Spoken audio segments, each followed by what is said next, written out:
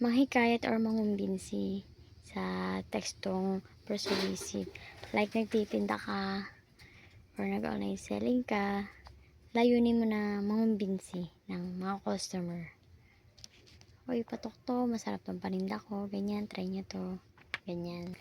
Isa rin po sa example is yung pagbotohan. Yung mga tumatakbong mga COMELEC, mayor, president, na mga nangako na example to sa floodways, nangako sila na ayusin nila para mahikayat na iboto sila at manalo.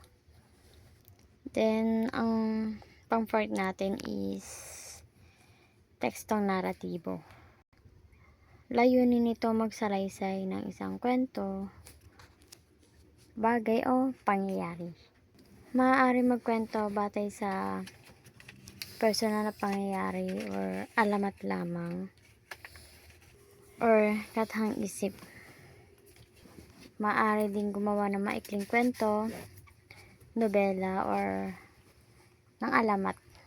Sa tekstong argumentatibo naman po, naglalaman po ito ng proposition or ng paninindigan ukol sa isang paksa. Ito po ay nangangailangan ng masusing pananaliksik or investigasyon o ng kailangan kasi natin ng proof dito. Patunay.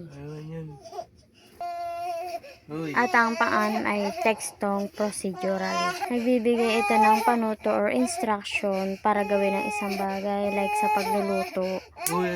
Halimbawa po is manual na paggamit ng mga sangkapan, recipe sa pagluluto, gabay or guide sa paggawa ng proyekto ng isang gagawin.